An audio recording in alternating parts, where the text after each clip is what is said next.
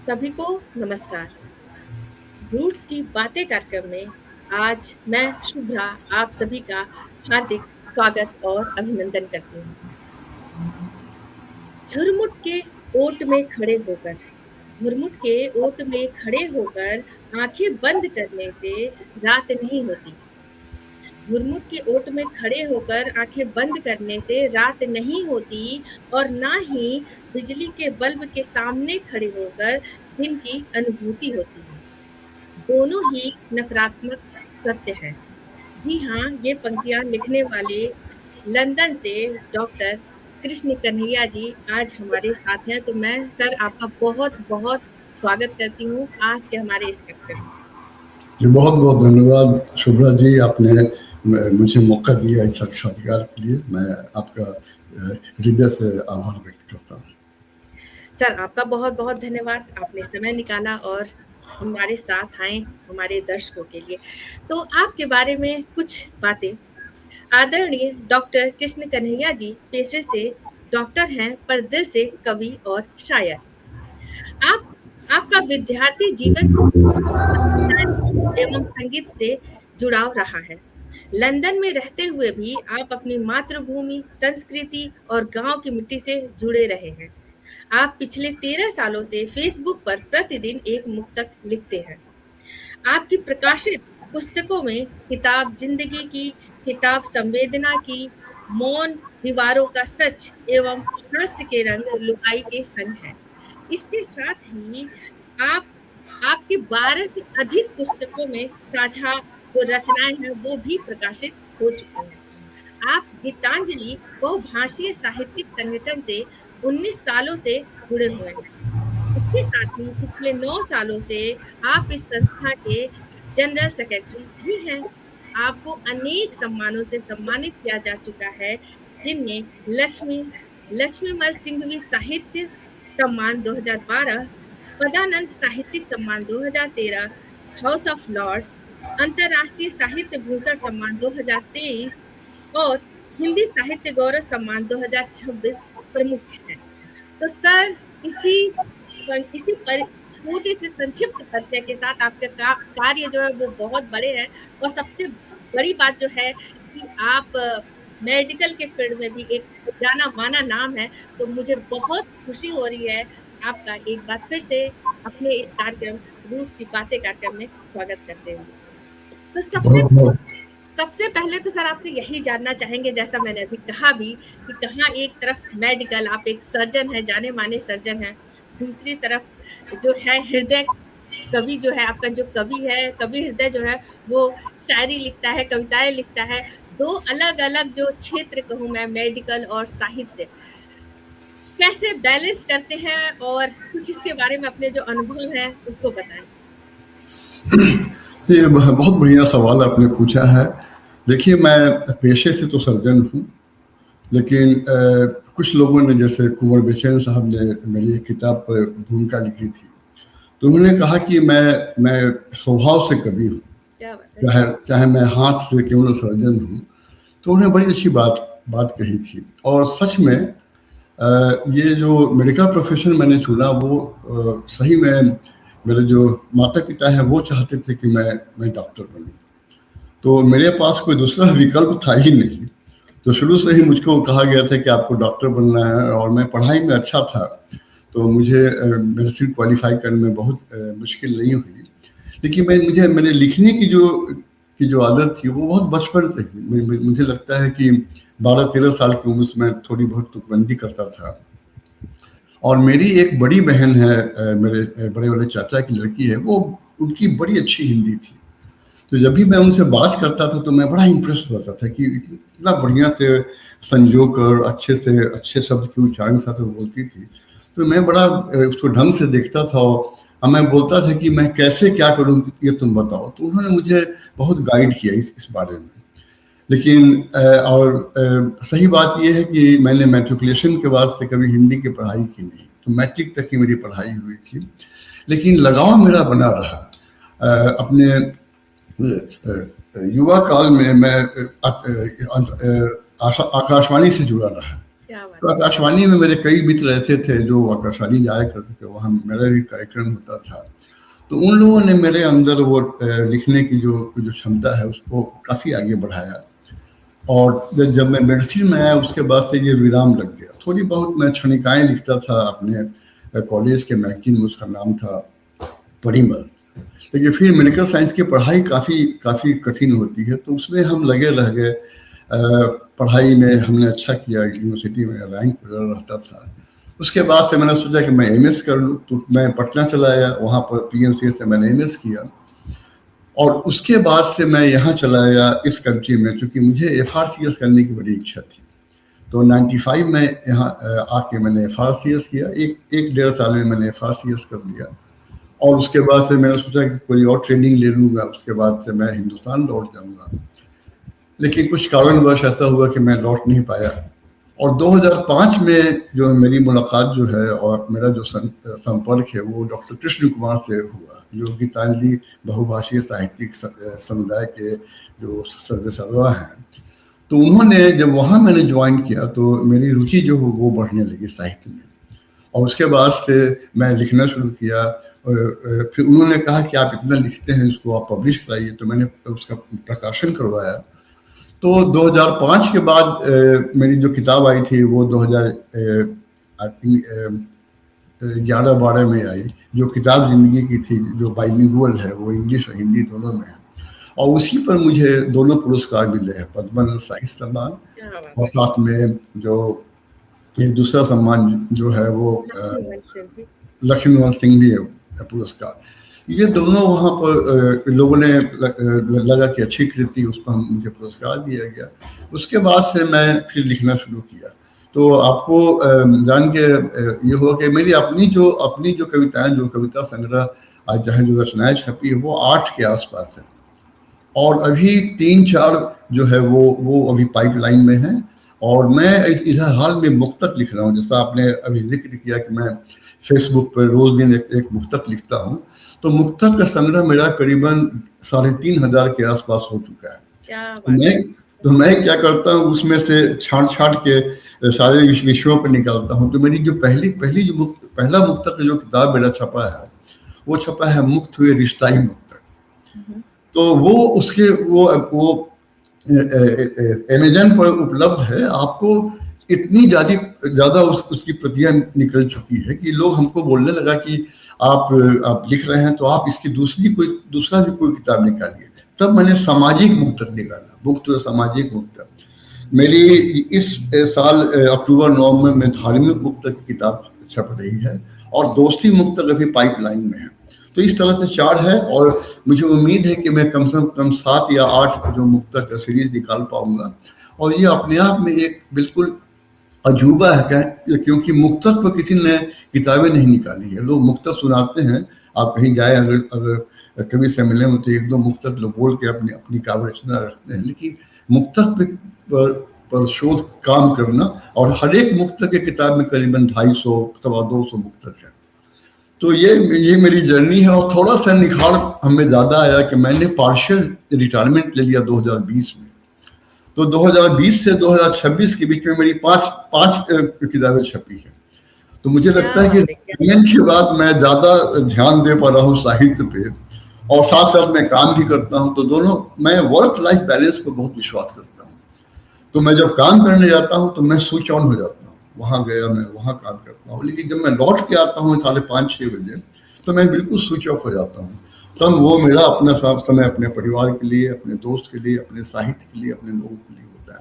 तो ये भी एक कारण है, जो आपने पूछा कि आप कैसे लिख लेते, तो ये भी एक कारण है कि मैं स्विच ऑफ स्विच ऑन होता हूँ। और दिमाग में जो मेरे आता है, कई बार तो आपको आश्चर्य होगा कि मैं सोच रहा हूँ, ड्राइव कर रहा हूँ और कुछ थॉट्स मेरे पास आ गया, उसको लिखूँ कहाँ? तो मैंने गाड़ी अपने कार के अंदर एक डिक्टाफोन रखना शुरू किया। मैं उस पे डिक्टेट कर देता था। मैं जब घर लौट के आता था तो कुछ को रिवाइव कर लेता था और फिर मैं उस रचना को लिख देता था। तो यही संक्षिप्त में मेरी यही जर्नी है। शुरुआत हुई 12-13 साल से और अब तक ये चल रही है। उम्मीद है कि मैं इसके साथ और न्याय कर पाऊँगा। क्या बात है सर! नहीं, बहुत-बहुत शुभकामनाएँ आपको हमारी तरफ से भी कि आप कि और जो किताबें हैं वो जल्दी आए हम सभी के समक्ष। यहाँ पे मैं आपसे ये जानना चाहती हूँ कि आपको आपका ये जो वर्जन है वो कौन-सा ज़्यादा अच्छा लगता है? एक सर्जन वाला या एक कवि वाला? आप किसे ज़्यादा पसंद करते हैं? देखिए, मैं स्वभाव से कवि हूँ, इसमें कोई दो मत नहीं है, लेकिन चूँकि मेरी जानकारी अच्छी रही है और कई कई डिग्रियों से मैं लैस हूँ। मैंने एमबीबीएस किया तो मुझे हमेशा ऑनर्स आता था, तो एक 75% के ऊपर का मार्क्स था। फिर मैंने जब एमएस किया तो मैंने बिहार के सबसे जो प्रेस्टिजियस मेडिकल कॉलेज है, पटना मेडिकल कॉलेज से किया। फिर यहाँ भी आया तो मैं 1 साल में एफआरसीएस कर लिया। तो मेरे अंदर वो चीज़ तो है ही। मैं अभी भी अगर जाता हूँ और मरीज़ से अपने बात करता हूँ, तो कई मरीज़ तो मुझसे बात करने आते हैं कि डॉक्टर साहब बहुत अच्छे तरह से बात करते हैं, अच्छे से समझाते हैं, इनका अच्छा रिज़ल्ट होता है। तो दोनों बातें हैं, लेकिन आप अगर हमको दोनों में तोड़ने के लिए बोलिएगा, तो कवि रूप को मैं ज़्यादा पसंद करता हूँ, बशर्ते कि अपने सर्जन रूप को। क्या बात है सर, बहुत अच्छा लगा आपसे ये जानकर। अब जब बात हो रही है आपके बारे में ही, तो मैं यहाँ पे आपसे जानना चाहती हूँ जैसा कि 1995 से आप लंदन में हैं और जैसे कि हम बात भी कर रहे हैं, एक तरफ मेडिकल की बात कर रहे हैं, एक तरफ हम हिंदी साहित्य कवि की बात कर रहे हैं, कवियों की बात कर रहे हैं, कविताओं की बात कर रहे हैं। तो जहाँ हम एक तरफ देखते हैं मेडिकल में, चाहे वो पढ़ाई हो, चाहे आपका काम हो, वहाँ पे हिंदी की कोई ज़्यादा भूमिका नहीं रह जाती है। अगर हम इक्का-दुक्का जो आपके पेशेंट हैं, उनकी बात छोड़ दिया जाए, जो हिंदी भाषी हों। और दूसरी तरफ हमारी जो हिंदी है कविताओं की। मैं यहाँ पे आपसे अगर सीधे मैं आपसे ये जानना चाहती हूँ कि आप इतने लंबे समय से लंदन में रह रहे हैं, तो हिंदी के साथ तालमेल बिठाना कितना आपके लिए आसान या मुश्किल रहा? कुछ इसके बारे में अपने कुछ अनुभव हमारे साथ साझा करें। जी, जी, जो मैं अंत की बात सुन नहीं पाया, एक बार फिर से बोलिए। मैं ये कह रही थी कि आप इतने लंबे समय से लंदन में हैं, तो हिंदी को लेकर सामंजस्य बैठाना आपके लिए कितना आसान या मुश्किल रहा? साथ ही साथ आप मेडिकल फील्ड से भी हैं तो। जी, ये ठीक बढ़िया सवाल आपने पूछा। देखिए, है क्या कि मैं 1995 में आया, तो मेरी मुलाकात एक बहुत ही अच्छे यहाँ व्यक्ति थे बर्मिंघम के, डॉक्टर एन.के. श्रीवास्तव, उनसे मेरी मुलाकात हुई। तो उन्होंने मुझे बड़ी अच्छी टिप्स दी। उन्होंने कहा कि देखिए कन्हैया जी, यहाँ जो है अंग्रेजी जो है वो आपको दैनिक भाषा है, आपको सब लोगों से बात करनी है। सबसे ज़्यादा मुश्किल होता है कि आप हिंदी को बचा नहीं पाएँगे। तो आप अपने घर में कभी भी अंग्रेजी में बात नहीं कीजिएगा। ये बड़ी अच्छी बात उन्होंने कही। और ये आज 31 साल हो गया, आपको जान के खुशी भी होगी और आश्चर्य भी होगा कि हमारे घर का जो वातावरण है, उसमें मैं, मेरी पत्नी, मेरे 2-2 बच्चे, हम लोग हिंदी में बात करते हैं। हिंदी में हम लोग क्या का लोग हमेशा बोलता है कि दान जो है वो घर से शुरू होता है ना, चैरिटी बिगिन्स एट होम। तो हमने ये ज़रूर अपने पास रखा कि हमने कहा कि मैं यहाँ घर पे मैं अपने अपने बोलचाल की जो भाषा है उसको मैं हिंदी रखूँगा। और मैं करता क्या था कि हिंदी को बिल्कुल बरकरार रखने के लिए मैंने एक नियम बना दिए थे जब बच्चे हमारे छोटे थे, कि शनिवार को वो दोनों बच्चे और हम लोग अपने दनिहाल में बात करते थे। तो वहाँ आप अगर दादा-दादी से बात करेंगे तो हिंदी में बात करेंगे। और रविवार को मेरे बच्चे जो हैं वो अपने बनिहाल में बात करते तो वहाँ भी हिंदी में बात करते थे। तो ये सिलसिला बहुत दिन तक कायम रहा, बहुत दिन तक, मतलब 20 साल तक कायम रहा। मेरी माताजी का जब देहांत हो गया उसके बाद से थोड़ी बात कम गई, लेकिन ये हमने रखा। मेरे बच्चे जब बाहर भी जाते हैं, तो अगर वहाँ से वो अगर अंग्रेजी में बात कर रहे होते हैं कभी-कभार, तो मुझे लग जाता है कि ये ऐसे जगह खड़ा है या ऐसे जगह बैठे हो, वहाँ तो वो हिंदी में बात नहीं कर सकते। लेकिन ऐसे जो आम बोलचाल की जो भाषा है, वो हम की हिंदी रहती है। तो मैंने इस बात को अपने घर से ही शुरू किया कि मैं घर में ही इस बात को शुरू करूँगा और घर में हिंदी का परिवेश रखूँगा, ताकि बाहर में लोगों को बोल सकूँ कि आप हिंदी को कैसे बचा के रखेंगे। उसका प्रचार आप तभी कर सकेंगे जब आपके अंदर खून में वो चीज़ बसा हो। तो मैंने ये कोशिश की और 31 साल में आप अगर मैं कभी जाता हूँ हिंदुस्तान, तो मेरे बातचीत से लोगों को लगता नहीं है कि मैं 31 साल से यूके में रह रहा हूँ। बिल्कुल उसी ठेठ भाषा में मैं अपने गाँव के लोगों से बात करता हूँ। मेरा गाँव सीतामढ़ी है, तो वहाँ मैं अपनी भाषा में बात करता हूँ, बज्जिका में बात करता हूँ। मेरा ससुराल जो है वो पड़ता है भोजपुर, तो मैं भोजपुरी में बात करता हूँ। तो है क्या कि आप अपनी सभ्यता संस्कृति को आप इसी तरह से बचा सकते हैं जब आप उसमें एक उदाहरण की तरह अपने आप को पेश करें।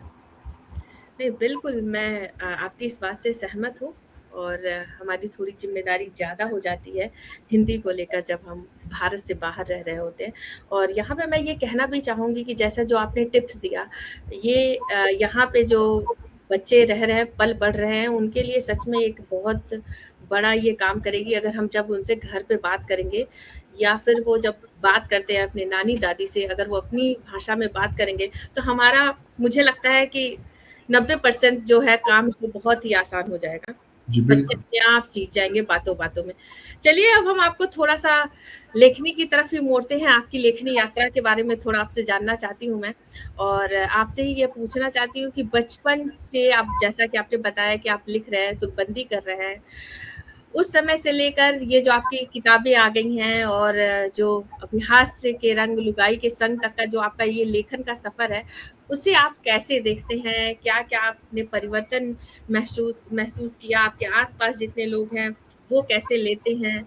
इन सारी चीज़ों को सब कुछ बताएँ इसके बारे में। जैसा कि मैंने पहले कहा कि वही 12-13 साल के उम्र से मेरे लिखने की शुरुआत हुई थी। तुकबंदी करता था और घर के लोगों पर, कहीं बाहर के लोगों पर, फ़िल्म के पैरोडी के रूप में।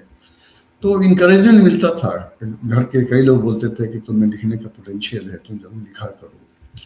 उसके बाद से जब मैं अपने युवावस्था में आया, 16 से 18 साल की उम्र में, उस समय मैं जाने लगा आकाशवाणी। युवानी एक कार्यक्रम होता था। तो युवानी में हम लोग 4-5 लोग, हमारे जितने मित्र लोग सब उसमें अरविंद रंजन दास हो या अंजनी रंजनी हो या अजीत पांडे हो, सारे लोग साहित्य से जुड़े हुए थे।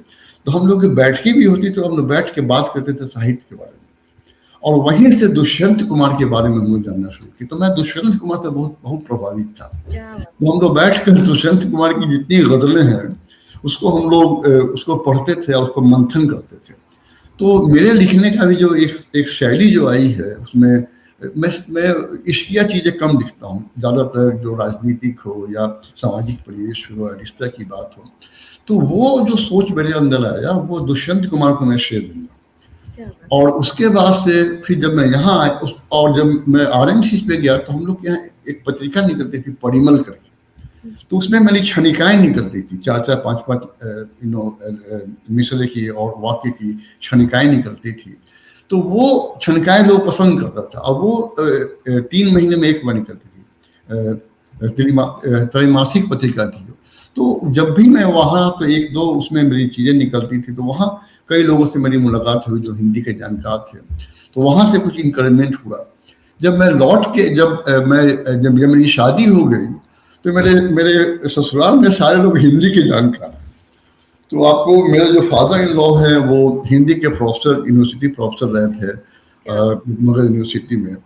और मेरी जो मदर इन लॉ थी, उनका तो इंतकाल हो गया हाल में, तो वो स्कूल में प्रिंसिपल थी। तो पूरा वातावरण ही वहाँ का इसका साहित्यिक था। और मेरी जो छोटी साली हैं, वो डीन हैं और प्रोफ़ेसर हैं मगध महिला कॉलेज में। तो हाँ। सारे लोग ऐसे होते थे। आपको मैं एक बात बताता हूँ कि मेरी वाइफ़ हमको बोलती थी कि आप देखिए, आप जाइएगा तो थोड़ा सँभल के बोलिएगा, मेरे यहाँ सारे लोग हिंदी के जानकार हैं। तो मैं इतना ज़्यादा डरा रहता था कि क्या बोलूँ, क्या नहीं बोलूँ। तो ये भी बात होती थी कि वहाँ से भी कुछ हमारे अंदर आया कि हाँ भाई, आपको ठीक से लिखनी है, बोलनी है। और जब सबसे ज़्यादा जब मैं यहाँ इस देश में आ गया, तो मुझे वहाँ भारत में भी मैं छोटे-छोटे पुर्ज़े पर अपनी बातें लिखता था, कविता की रूप किस रूप में। तो मेरी वाइफ़ ने क्या किया कि वो सारी की सारी जो मेरे जो चुटका टाइप का चीज़ था, उसको नत्थी करके जो वो यहाँ जॉइन की, तो वो लेके चली आई। क्या बात है! तो तो मैं वाइफ़ को भी क्रेडिट दूँगा कि वो सारी 60-70 ऐसी चीज़ें थे जो वहाँ से वो लेके आई थी फ्लाइट में। तो हमको आके दी कि आपका ये पड़ा हुआ था आपके अलमारी में, कि आप इसको देख लिए। तो वो फिर एक मेरे अंदर इम्पेटस जगा। तो उसको मैंने फिर लिखना शुरू किया, उसको पहले रिफाइन किए। तो अब जो मेरी जो किताब जो छपी थी 2005 में, उसी की देन थी। मैंने उसको रिवाइव किया, फिर उसको लिखना शुरू किया। फिर मैं गीतांजलि से जुड़ गया। तो गीतांजलि में कृष्ण कुमार जी यहाँ के बड़े अच्छे ये हैं और उनका हिंदी में अच्छी खासी पैठ है। तो उन्होंने हम लोग को नर्चर करना शुरू किया। आप गीतांजलि में अभी हमारे यहाँ करीब 70-75 उसके सदस्य हैं और सारे लोग एक्टिव हैं, सारे लोग लिखते हैं। कई लोग तो ऐसे हैं जिन्होंने गीतांजलि ज्वाइन किया और वहाँ से लिखना शुरू किया। मेरे लिखावट में, मेरे लेखनी में निखार जो आया है गीतांजलि ज्वाइन करने के बाद, उसके बाद से मैंने फिर पीछे मुड़ के नहीं देखा, मैं लिखता गया। और कई लोग ऐसे हैं जो हमको इंकरेज करते थे। तो वहाँ से जो मेरी 3-4 जो किताबें हैं वो छंद मुक्त कविताओं की किताब है, जिसमें आपने जिक्र किया किताब जिंदगी की, किताब संवेदना की, मौन दीवारों का सच और अनछुए तथ्य, ये चारों छंद मुक्त की कविता है। तब उसके बाद यहाँ गीतांजलि की बहुत सारी जो कविताएं हैं वो संग्रह निकलता है, तो सारे मेंबर्स के संग्रह निकलता है, उसमें भी 5-6 हम लोगों के संग्रह हैं, वो उसमें हुआ। फिर कृष्णकुमार जी ने एक दिन मुझसे कहा कि आप मुक्तक लिखते हैं, आप मुक्तक पर क्यों नहीं काम करते? फिर वहां से मैंने मुक्तक पर काम शुरू किया कि भाई मुक्तक लिखना होगा, तो फिर मुक्तक हुआ। और मैं यहाँ के कभी गोष्ठी वगैरह में हमेशा हास्य व्यंग की कविताएं सुनाता हूँ। और हास्य व्यंग में क्या होता है कि आप अगर किसी दूसरे को माध्यम बनाए तो हमेशा उसमें दिक्कत है, प्रॉब्लम है आपको, क्या वो बुरा मान ले, कुछ कर ले। या तो आप हास्य व्यंग खुद पर लिखिए या पत्नी के सलाह से पत्नी पर लिखिए। तो मैंने पत्नी से कहा कि भाई आपको माध्यम बना के अगर मैं लिखूं तो आपको एतराज तो नहीं होगा? तो बोली कि ठीक है आप कीजिए। तो मेरी जो किताब आई है हास्य के रंग लुगाई के संग, उसमें करीबन 63 कविताएं हैं और सारी की सारी केंद्रित है पत्नी के ऊपर। वो आप मैं कभी आपको वो शेयर करूंगा, आप पढ़िएगा, आप बड़ी बहुत पसंद की जाती है। जैसे उसमें है कि मूछ हुआ या ऊंट की सवारी या क्या बोलते हैं मोटी चमड़ी, सब ऐसे ऐसे हास्य व्यंग है कि जो फरमाइश में मुझे सुनाना पड़ता है। मैं कहीं जाता हूँ तो डॉक्टर जैसा ऊंट की सवारी हो जाए या गोली में गोली हो जाए, तो उससे क्या होता है कि इससे एक पहचान मेरी बनी।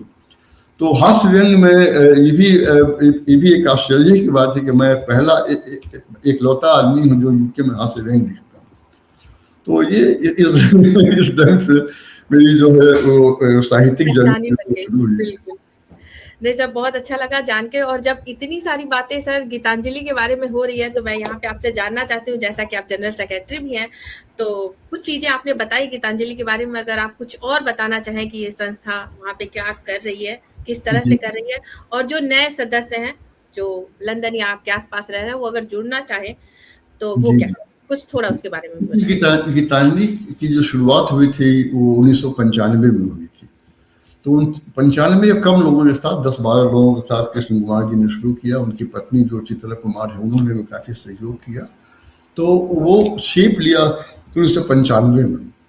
और मैं हमेशा उनके बारे में बोलता है कि वो अकेला ही चला था जानिबे मंजिल, लोग आते गए कारवा जुड़ता गया। तो उसमें कई लोग जुड़ते गए, कई लोग ऐसे हैं जो जुड़े, जिन्होंने अपना योगदान किया। गीतांजलि हर साल में 7 उसकी मीटिंग्स होती है। तो 7 मीटिंग जो होती है उसमें उसके जो सदस्य है वो आते हैं। उसमें एक पोर्शन जो रहता है करीब 1-1.5 घंटे का, उसमें काव्य गोष्ठी होती है, लोग अपनी अपनी रचनाएं रखते हैं। और जब मैं जनरल सेक्रेटरी बना तो मैंने एक नियम बना दिया था कि जो भी इसमें अपना काव्य पाठ करेगा वो अपनी एक नई रचना लेके आएगा। क्या बात है। तो उससे क्या फायदा हुआ कि 7 अगर रचनाएं आपकी नई हो रही हैं ना, तो 3 से 4 साल में आपकी एक किताब निकल सकती है, संग्रह निकल सकती है। तो उसके बाद से बहुत फायदा हुआ। गीतांजलि ने कम से कम 5 या 6 जो अपना संग्रह निकाला है, मैं आपको उसमें है कि उसमें आपको दिखा दूं। जैसे एक थी, ये है सूरज की 16 किरणें। उसके अलावा आपको और 1-2 और है, मैं बताऊंगा आपको। और उसके अलावा हम बसंत रचते हैं। तो ये हर एक 3 साल पे ये जो है वो पत्रिका छपती है। तो ये गीतांजलि कैसे है, गीतांजलि ने और क्या काम किया कि हम लोग जो हिंदुस्तान से जो कवि आते थे वो ICCR के थ्रू आते थे। तो वो 6-7 जगह पूरे यूके में वो उनका प्रोग्राम होता था। तो एक बर्मिंघम में हम लोग अपने यहाँ प्रोग्राम रखते थे। तो एक बर्मिंघम का प्रोग्राम भी बहुत अच्छे से हम लोग मैनेज करते थे। तो उसमें जितने भी लोग हैं वहाँ से बड़े बड़े के भी, चाहे आप कुंवर बेचैन हो या अशोक चक्रधर हो, केशवनाथ त्रिपाठी हो, कई लोग, मतलब आप नाम अब बोलेंगे तो सारे लोग हमारे यहाँ आए होंगे। तो वो आते थे। तो उससे भी साहित्य का एक जो एटमोसफेयर, एक वातावरण बनता था। उसके बाद हम लोगों ने कोविड में बहुत काम किया। कोविड में बिल्कुल कोई मीटिंग हो नहीं पाती थी। 2 साल जो हम लोगों ने बहुत वेबिनार किया है। अंतर्राष्ट्रीय वेबिनार में हिंदुस्तान से या कभी उधर फार ईस्ट से, यूएस से, यूके से, हम लोग हर दिन, हर हफ्ते में और हर महीने में एक हम लोग कार्यक्रम करते थे, जिसमें कि हम लोग वहाँ से देख के आते थे लोगों को, और 1 घंटे का, 1.25 घंटे का कार्यक्रम होता था, और वो पूरे फेसबुक पर और इस पे क्या बोलते हैं यूट्यूब पर उसको हम लोग डायरेक्ट टेलीकास्ट करते थे। तो उससे भी हम लोग जुड़े रहे। उसके बाद हम लोगों ने एक्सचेंज कार्यक्रम शुरू किया, जैसे कि हम लोग वहाँ यूएस गए, एक बार मॉरिशस का प्रोग्राम बना, अभी हम लोग वहाँ जर्मनी से लोग हम लोग के आए थे, अभी हम लोग हाल में अभी अगले महीने अगस्त में हम लोग जर्मनी जा रहे हैं। तो यूके जर्मनी एक्सचेंज कार्यक्रम करके होता है, तो वो हुआ। इतनी सारी उसका एक अंग है जो हम लोग जो आज मैं एक कार्यक्रम अटेंड करके आ रहा हूँ, वो युवा लोगों का है। क्या बात है, वो मैं ये आपसे जानने ही वाली थी, लेकिन चलिए अच्छी बात है। 4 वर्ष से 20 वर्ष के लोगों का वो है, क्या है कि होता है कि आप अगर युवा को इन्वॉल्व नहीं करेंगे तो ये फिर आगे प्रचार नहीं हो पाएगा। तो कृष्ण कुमार जी की दूरदर्शिता थी कि उन्होंने कहा कि नहीं, यंग लोगों के लिए शुरू करेंगे, और यंग लोग, ये कार्यक्रम शुरू हुआ है आपको 2012 में, और आपको कई लोग ऐसे हैं जो उस कार्यक्रम से निकल के आज गीतांजलि के मेंबर हैं और बढ़िया लिख रहे हैं, अच्छा लिख रहे हैं।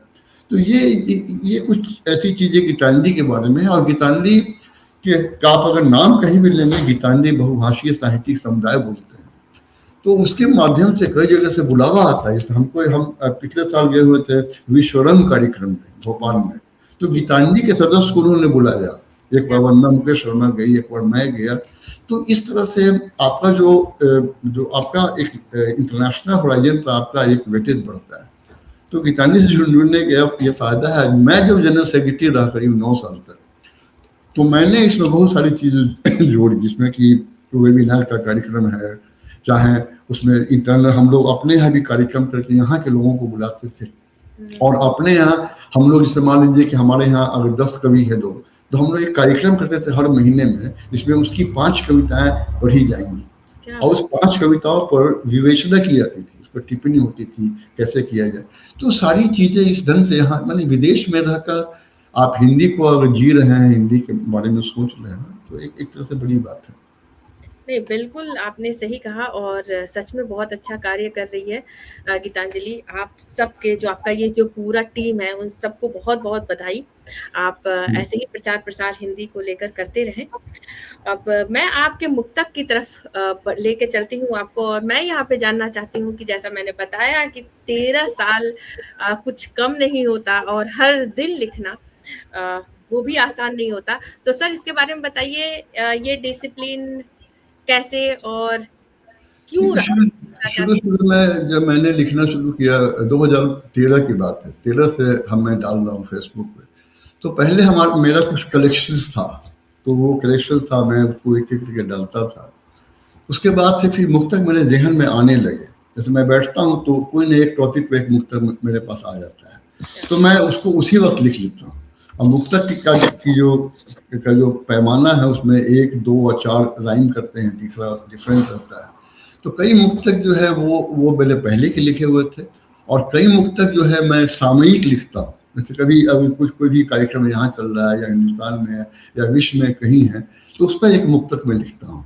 तो वो अगर मैं फेसबुक डालता हूँ तो लिखा था कि सामयिक मुक्तक है, या सामाजिक मुक्तक है, या रिश्ताई मुक्तक है।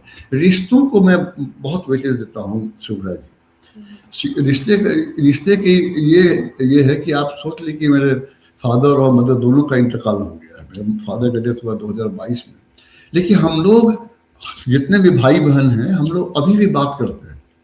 हफ्ता में 2 दिन तो हम लोग बात करते ही हैं, आपस में मिले, एक दूसरे की बात सुन लें, दूसरे का सुख दुख सुन लें। कोई स्पेशल ओकेजन अगर होता है, जैसे मान लीजिए किसी का बर्थडे है, किसी का मैरिज एनिवर्सरी, उसमें हम लोग एक स्पेशल मीट करते हैं। तो इस तरह से आप जुड़े रहते हैं। ये एक रिश्ताई चीज को आप अगर रिश्ते को बहुत मूल्य देते हैं, तो आप हमेशा एक अच्छे इंसान माने जाते हैं, इसलिए कि आप रिश्ते को वजन दे रहे हैं ना। तो एक फिर रिश्ताई मुक्तक, तो मुक्तक लिखने का सिलसिला उसी ढंग से शुरू हुआ। और अब क्या है कि मैं मुक्तक मेरा रिपीट नहीं होता, ये भी एक अजीब बात है कि मैं एक मुक्तक एक ही बार डालता हूँ। तो क्या मुक्तक रिपीट नहीं होता। तो ईश्वर की कृपा है कि मुक्तक लिखने की जो प्रेरणा आई है उसे मैं लिख लेता हूँ। और मुक्तक लिखना सही बात है, 13 साल से आप अगर मुक्तक लिख रहे हैं तो कहीं ना कहीं वो बात होगी। कई बार तो ऐसा होता है कि एक बार मैं मुक्तक लिख नहीं पाया, मेरे फादर का डेथ हो गया था, तो उस दिन मेरा मुक्तक नहीं आया, तो मुझे कई मैसेज आना शुरू हो गया कि डॉक्टर साहब आज आपका मुक्तक नहीं आया, क्या बात है। तो फिर मैंने उनसे क्षमा मांगी कि भाई मेरे फादर का ऐसे इंतकाल हो गया है, हम उसी में लगे रहते हैं। तो ऐसा बड़ा रेयर होता है कि एक दिन मिस हो जाए। तो ये आपको इससे क्या होता है कि आपको सोशल मीडिया से आप जुड़े भी रहते हैं। कई लोग ऐसे हैं कि हमको जब रिक्वेस्ट फेसबुक पे आता है तो आइदर वो किसी के दोस्त होते हैं उनके माध्यम से, या उन्होंने कभी मेरा मुक्तक किसी माध्यम से पढ़ लिया तो उनके रिक्वेस्ट आती है कि डॉक्टर हम चाहते हैं फ्रेंड हों। तो यही है, थोड़े शब्दों में मैं यही बता सकूंगा आपको मुक्तक के बारे में। नहीं सर, बिल्कुल ये बहुत इम्प्रेसिव है। कोई चीज़ शुरू करना एक अलग बात होती है और उसको लंबे समय तक लेकर चलना वो एक बहुत बड़ी बात हो जाती है।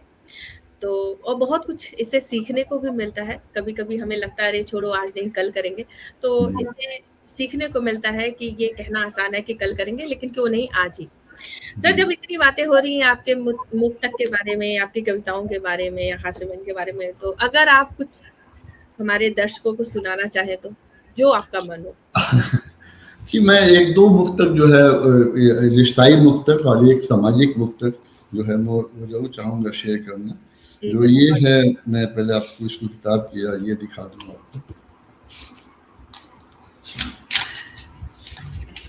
ये है इसका ये मुक्त हाँ, रिश्ताई मुक्तक। मुक्त हुए रिश्ताई मुक्तक, बहुत ही सुंदर नाम। और इसमें जो है करीबन 250 इसमें मुक्तक है। क्या बात है। तो इसमें हमने जो मुक्तक की शुरुआत की है वो माँ पर लिख के मुक्तक शुरुआत की है, और मैंने जो समाप्त किया है वो पिता पर लिख के समाप्त किया क्या है। यही बात, दोनों मुक्तक मैं आपको सुना देता हूँ। कितनी सुंदर बात जी।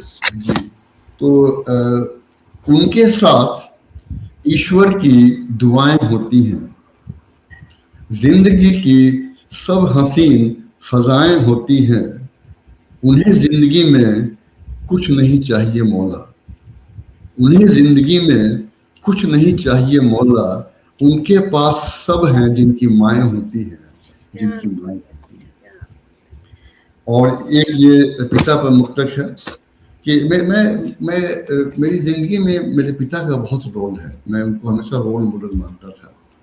तो बहुत सारी बातें उन्होंने मुझे ऐसे सिखाई बिल्कुल सामान्य ढंग से। तो उनको हमने हमेशा देखा है कि कैसे वो एक दूसरे के लिए एक यथार्थ बन के आते हैं। तो ये आप देखिए कि मैंने बाप का धूप से झुलसा हुआ शरीर देखा है, मैंने उनमें चुपचाप काम करने का ज़मीर देखा है, मैंने देखा उन्हें दुख में चट्टान की तरह खड़ा होते, मैंने शायद ही अपने बाप से बड़ा अमीर देखा है क्या अपने बाप से। बात है, क्या बात है।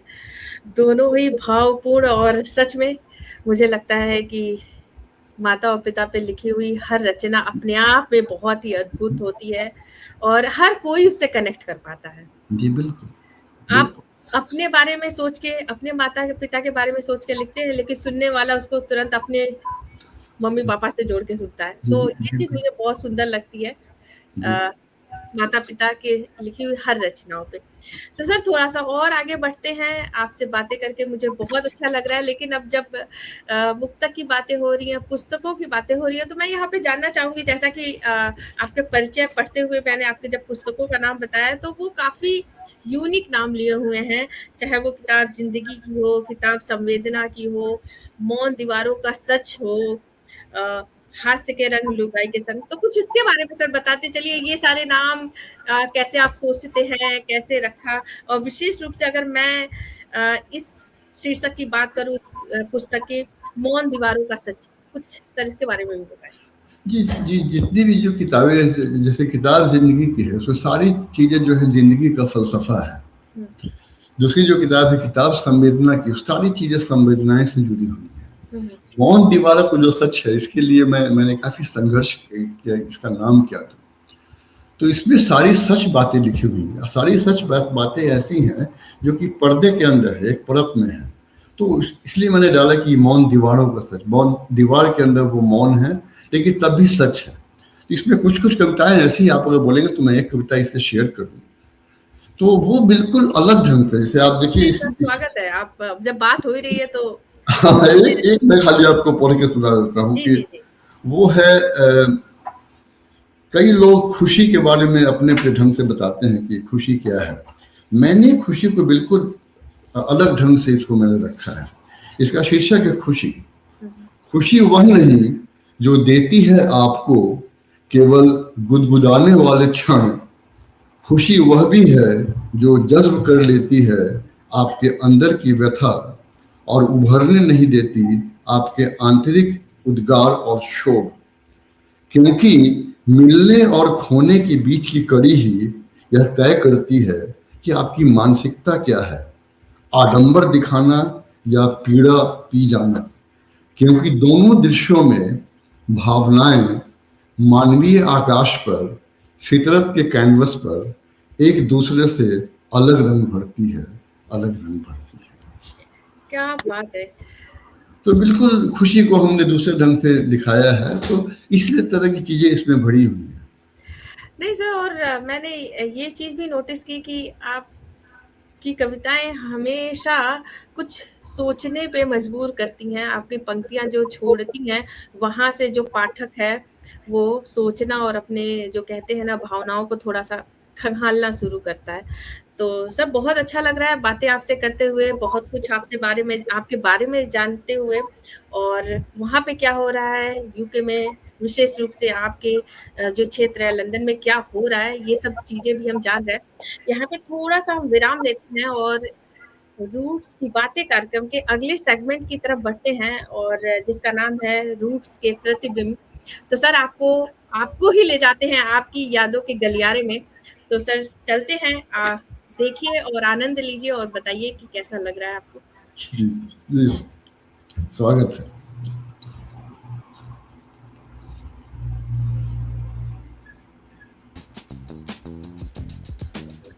एक मिनट सर, यही होती है टेक्नोलॉजी। एक मिनट सर।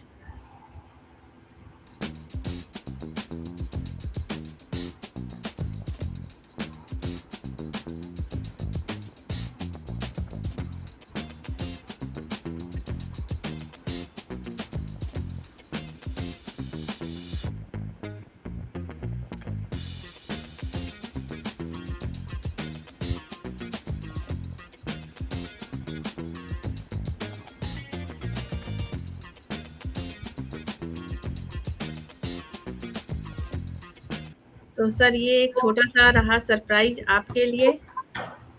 बहुत धन्यवाद आपका। आपको पसंद आया होगा। बहुत बढ़िया, बहुत बढ़िया, आपने निचोड़ में सारी चीजें डाल दी हैं। मुझे जो चीज़ जहाँ से मिलती गई मैंने थोड़ा सा सजा दिया। कुछ आप जैसे कि इसमें मुझे जो लग रहा है आपकी शादी की फ़ोटो, आपके कॉलेज की फ़ोटो, कुछ अगर आप अपनी किसी याद के बारे में जो याद ताज़ा हो गई हो इन फ़ोटोज़ को देख के कुछ बताना चाहें। जी, इसमें एक जो आपने तस्वीर दिखाई, वो उसमें वो शील्ड आगे पड़ा हुआ है, हम लोग पूरी टीम बैठे हुए हैं।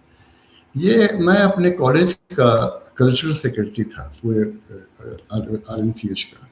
तो हम लोग टीम लेके गए थे वहाँ Dhanbad, Indian school of mines में धनबाद में हम लोग टीम लेके गए थे। तो मैं उस टीम का मैं कैप्टन था, मैं लीडर था। तो हम लोग जब वहाँ गए तो हम लोगों ने वो टीम चैंपियनशिप जीती थी। क्या बात है। उसमें हाँ, तो टीम चैंपियनशिप जीती थी। जो सारे लोग हैं, कुछ तो हमारे बैचमेट हैं, कुछ हमसे जूनियर है कोई लोग। तो मैं वहाँ गया था, तो वो टीम का वो सारे लोगों का परफॉर्मेंस इतना बढ़िया था, इसलिए कि मैंने उसको अच्छे ढंग से लीड किया था। अभी भी जितने लोग उसमें हैं, सारे लोग मेरे साथ फेसबुक पे जुड़े हुए हैं। तो उन्होंने ही कहा कि आप के बॉस इसको आप निकालिए, तो मैंने उसको डाला। और वो जब हम लोग लौट के आए, मैंने किसी को उम्मीद नहीं थी कि हम लोग प्राइज जीतेंगे। जब हम लोग चैंपियनशिप का प्राइज लेके आए, तो प्रिंसिपल से लेके जो कल्चरल सेक्रेटरी के जो चेयरमैन थे और सारे लोग ने बैठ के हम लोग को वेलकम किया। वो अभी भी दोनों शील्ड जो है वो RMCH रांची के प्रिंसिपल के रूम में रखा हुआ है। नीचे लिखा हुआ है कि 1993 में वो किया गया है। तो वो एक यादगार जुड़ी हुई है। मैं साइंटिफिक सोसाइटी और कल्चरल सोसाइटी दोनों का मैं सेक्रेटरी था। तो मेरा इन्वॉल्वमेंट बहुत रहता था। तो ये एक यादगार क्षण है जो मेरे मेडिकल कॉलेज से जुड़ा हुआ है। दूसरी जो आपने दिखाई है, मेरे एक शादी की तस्वीर है। मेरी शादी 1986 में हुई है, शादी के मेरे 40 साल हो गए। और एक जो आपने बगल में जो तस्वीर देखी है, मेरी वाइफ जो है वो छठ करती है। आपको ये जान के भी आश्चर्य होगा कि हम लोग 15 साल से बर्मिंघम में छठ करते हैं। क्या बात है। और वो छठ के बाद पारण की तस्वीर है जो हम लोगों ने साथ में खिंचवाई है। और मेरे यहाँ छठ में काफ़ी दूर दूर से लोग आते हैं, मैंने 100-150 माइल से लोग छठ में यहाँ आते हैं अटेंड करने के लिए। 4 दिन हम लोग छुट्टी लेके बैठते हैं और उसी ढंग से छठ होता है जिस ढंग से हिंदुस्तान में होता है। खरना हो, नहा भात खा हो, खरना हो, सांझ का अर्घ हो, सवेरे का अर्घ हो। और हमारे यहाँ 40 से 50 लोग आते हैं, उनके खाने की व्यवस्था, उनके बैठने की व्यवस्था सब हम लोग करते हैं। तो ये भी एक सोशल नेटवर्क बना हुआ है ऐसा बर्मिंघम में कि कई लोग इस नाम से भी जानते हैं, अच्छा डॉक्टर कन्हैया उन दिन के यहाँ छठ होता है। ये सोचिए कितनी बड़ी बात है। और ये सारी बातें देखिए, आप कहाँ बैठे हैं, वहां पे लंदन में है, मैं यहाँ अमेरिका में, और हमारी बातें हो रही हैं हमारी भारत के बारे में, त्योहारों के बारे में। जी बिल्कुल सर, बहुत अच्छा लगा मुझे भी ये सारी चीजें जानकर।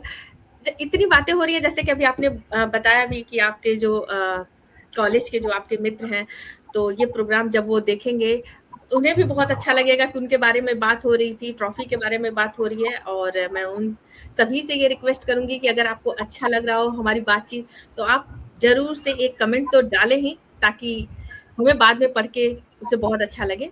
तो आपका बहुत ही मायने रखता है हमारे लिए, मेरे लिए, सर के लिए। तो सर, जैसे कि बातें हो रही हैं पुरस्कार की, जैसे कि अभी आपने कॉलेज के बारे में बात की, चर्चा की, तो मैं यहाँ पे आपसे पूछना चाहती हूँ, आपको अनेक सम्मानों से सम्मानित किया जा चुका है। ये थोड़ा मुश्किल भी प्रश्न है आपके लिए, क्योंकि आपके दिल के कौन से करीब है सम्मान, या फिर कहते हैं प्रोत्साहन में दिया हुआ कोई भी चीज, कुछ इसके बारे में बताइए जो कोई सम्मान आपके दिल के बहुत करीब हो। देखिए, सम्मान जो है वो समझिए कि माँ के बेटे की तरह है। माँ को सब बेटों से प्यार होता है, तो कोई ऐसा सम्मान है जिसको अब सब सम्मान को मुझे अच्छा लगता है। देखिए, आप अगर पूछिएगा तो मेरे लिए सबसे बड़ा सम्मान जो था वो मेरे पिताजी ने एक बात कही थी। आप अगर कहें तो मैं 1-2 मिनट में वो जी जी, बिल्कुल सम्मान आपको शेयर कर दूं कि मेरे पिताजी बहुत ही कड़क थे। पहले बहुत कम उनसे बातें होती थी। माँ से मैं जुड़ा था तो माँ के माध्यम से बात होती थी। तो कितनी भी मैं अच्छा था पढ़ाई में, तो हमेशा मैं अच्छा करता था, तो मेरे फादर कभी हमको कुछ नहीं बोलते थे। माँ बोलती थी कि मेरा राजा बेटा है, ये है, जो होता है। तो माँ से मैं शिकायत करता था, बोलता था कि मेरे पापा जो है कभी मेरे बारे में कुछ नहीं बोलते हैं। तो माँ हमेशा बोलती थी कि तुमको प्यार बहुत करते हैं लेकिन जताते नहीं। होता रहा। उसके बाद से मैं आया, आगे बढ़ गया, मेडिकल में आया, बहुत सारा प्राइज हुआ, कई जगह टीवी में, अखबार में इंटरव्यू हुआ, सब कुछ होता रहता था। तो हमारे एक चाचा जी गांव से आए थे, वो अपने पत्नी का इलाज करवाने के लिए आए थे। तो उनकी भी भूमिका लिखी हुई है मेरी किताब में। उनका नाम है डॉक्टर विनोद कुमार सिन्हा। तो वो आए तो मेरे फादर से बैठ के बात करने लगे। तो बोले कि आपको पता है, भैया भैया बोलते थे कि जो कन्हैया है वो बहुत अच्छा कर रहा है साहित्य में। तो बोला कि हाँ। तो मेरे फादर जो बात की वो सबसे सर्वोच्च पुरस्कार था मेरे लिए। मेरे फादर ने कहा कि हाँ, मैं जानता हूँ कि वो अच्छा है और उसमें बहुत सारी अच्छाइयाँ हैं, बहुत सारी अच्छाइयाँ हैं, लेकिन हमने कभी उसके सामने कभी इस बात का जिक्र नहीं किया कि कहीं उसको घमंड न हो जाए। मैं जानता था कि वो तप के निकले और सोना बन के निकले। क्या बात है। और अंत में उन्होंने जो बात कही, हालांकि ये बात उनके इंतकाल के बाद मुझे बताई गई, तो उन्होंने कहा कि जो मेरा बेटा है मेरे घर में मेरे लिए राम बन के पैदा हुआ। तो ये जो शब्द था, राम बन के पैदा होना, बहुत बड़ी बात। ये सम्मान सब सम्मान से ऊपर था। तो हमारा जो फादर का जो श्राद्ध हो रहा था, तो उसमें पगड़ी बंधाई में वो हमारे चाचा जी भी थे। तो उन्होंने कहा कि तुमसे अकेले में हम बात करेंगे। तो हम उनसे पूछने गए तो बोले कि तुम्हारे बारे में पता है तुम्हारे पिताजी क्या बोलते। तो उन्होंने सारी बातें हमको बताई, लेकिन उन्होंने कहा कि ये मेरे जिंदगी में उसको नहीं बताना। जब हम नहीं रहेंगे तब उसको बताना कि हम उसके बारे में क्या राय रखते थे। तो हमको लगा कि इससे बड़ा सम्मान तो कुछ हो ही नहीं सकता कि आपके पिता अगर आपके बारे में इतनी बड़ी बात सोचते हैं, आप अगर राम बन के घर में पैदा हुए हैं, इससे और क्या बात है। तो ये सम्मान, सब सम्मान थे मेरे ऊपर। बिल्कुल सर, और हम सबको आपके ऊपर बहुत गर्व है अंकल जी के साथ ही, और आपने ये बात साझा की, मैं क्या बताऊँ, मैं खुद ही भावुक हो गई ये सारी बातें सुनकर। तो सच बात है, माता-पिता से बढ़कर कुछ नहीं होता है, और हम सब कुछ जो भी कर पा रहे हैं ईश्वर की कृपा से, ये कोशिश होती है कि हमारे जो मम्मी-पापा हैं वो कभी आके पीठ थपथपा दें। तो बिल्कुल सही कहा आपने सर। चलिए, अब हम अपनी बात को थोड़ा-सा और आगे लेके चलते हैं, और अब हम अपने कार्यक्रम के विराम की तरफ चल रहे हैं, बढ़ रहे हैं। तो एक और सेगमेंट आता है, आप आराम से बैठ जाएँ सर, रिलैक्स होके। वो एक रैपिड फायर फन के लिए है। उम्मीद करती हूँ वो भी आपको पसंद आएगा। तो 1 या 2 शब्दों में आपको उत्तर देना होगा, जी, जो आपको पसंद हो या जो आपको सही लगता हो। जी। शुरू करें सर? तो सबसे पहले आपसे पूछना चाहूँगी, अ, चाय या कॉफ़ी? चाय, चाय भी नहीं, हम बोलेंगे चाह, कहवा जो है वो मैं पसंद करता हूँ। क्या बात है! चिप्स या लिट्टी-चोखा? और लिट्टी चोखा, तो सब कोई और इसके इसके इससे बढ़ के कोई खाना ही नहीं। आपको विश्वास नहीं होगा, मैं यहाँ अभी भी सत्तू का पराठा खाता हूँ। नहीं सर, विश्वास कर सकती हूँ मैं, बिल्कुल कर सकती हूँ कि हमको लगता है कि जब हम भारत से बाहर रहते हैं, थोड़ा दूर रहते हैं, तो वो सारी चीज़ें पसंद करते हैं, जो कभी शायद हम भारत में रहते हुए भी कह देते थे कि नहीं जी, पसंद है। जी, और जी, अब वो बिल्कुल, क्योंकि वही सिंपल सा बिल्कुल, लॉजिक होता है, जब हम बिल्कुल, दूर होते हैं तो ज़्यादा पसंद करते हैं। बिल्कुल। वहाँ की बारिश, लंदन की बारिश या बिहार की धूप? ओह! बिहार की धूप। जाड़े में आप धूप जो ताप रहे हैं, और वो मज़ा नहीं है। यहाँ तो यहाँ की धूप में एक बहुत अ, कड़ा धूप होता है। ये वहाँ बैठिएगा तो आपको आप बैठे हुए हैं, आपने चाय मँगा लिया, पकौड़ी मँगा लिया, बैठे रहे धूप में, वो मज़ा बिल्कुल अलग है। ये मैं बिल्कुल, बिल्कुल ही सहमत हूँ। तीखापन होता है यहाँ की धूप में, और ठंड में धूप पता भी नहीं चलती है। बिल्कुल, बिल्कुल। बिल्कुल। अंग्रेजी में सोचते हैं या हिंदी में सपने देखते हैं? मैं बिल्कुल, मैं खाली मैं जो अपना जो सर्जरी का काम करता हूँ, जो एनएचएस का काम करता हूँ, वही अंग्रेजी में होता है। सारी चीज़ें हिंदी में। मैं सोचता हिंदी में हूँ, बोलता हिंदी में हूँ, लिखता हिंदी में हूँ, करता और हिंदी में हूँ, सपने भी हिंदी में देखता हूँ। और सपने भी हिंदी में देखता हूँ मैं। बिल्कुल। चलिए, अगर आपकी ज़िंदगी की एक किताब हो, अगर आपकी ज़िंदगी पर एक किताब लिखा जाए, तो उसका शीर्षक क्या होगा? देखिए, ज़िंदगी में वो मैं हमेशा बोलता कि मैं ज़िंदगी का साथ निभाता चला गया। तो इसके इसके साथ है कि एक्चुअली मुझे सीखने की ललक बहुत है। मैं आज भी कई लोगों से, जैसे मैं आपसे बात कर रहा हूँ, मैं आपसे भी 1-2 बातें सीखूँगा, तो मैं हर दिन 1-2 बातें सीखता हूँ। तो सीखने की ललक जो है ना, ज़िंदगी में सीखने की ललक, वो मेरे लिए सबसे बड़ी बात है। जिस क्या दिन आपको ये लगे कि आप सारी चीज़ें जानते हैं, उस दिन आपका अंत हो गया। तो मैं सीखने की ललक रखता हूँ हमेशा, आजकल किसी भी से लोगों से मैं सीखता हूँ। बहुत अच्छा लगा सर ये जान के, और हम सब में भी ये बात होनी चाहिए, सीखने की जो ललक रहे वो सदैव जीवित रहे। सर, अब इसी के साथ ही अब हमारा कार्यक्रम मैं समापन की तरफ ले जा रही हूँ, और रूस टू हिंदी परिवार की तरफ से सर आपको एक स्नेह पत्र देना चाहती हूँ, ताकि ये हमारा जो कार्यक्रम है वो आपकी यादों में बना रहे। बहुत-बहुत आभार भाई, आपने समझिए कि एक नया आयाम मेरे मेरे ज़िंदगी में जोड़ा है आपने, इसके लिए मैं हृदय से आपका आभार व्यक्त करता हूँ। नहीं सर, आपका बहुत-बहुत धन्यवाद, और इसके साथ ही अब मैं आपसे कहना चाहती हूँ कि अगर आप कुछ दर्शकों को कोई संदेश देना चाहते हो तो? मैं संदेश यही देना चाहता हूँ कि आदमी हमेशा अपने अंदर की कमियों को तलाशे। हमेशा आप ये सोचिए कि हम में क्या कमी है, और उसको सुधारने की कोशिश करें। आपका अंतर मन जो है, उससे बड़ा आईना कोई नहीं है। आप हमेशा ये तलाशें कि आप में क्या कमी है, तभी आप सुधार सकते हैं। और मैंने ज़िंदगी में एक हमेशा सीख ली है कि मैं एक गलती दोबारा नहीं करता।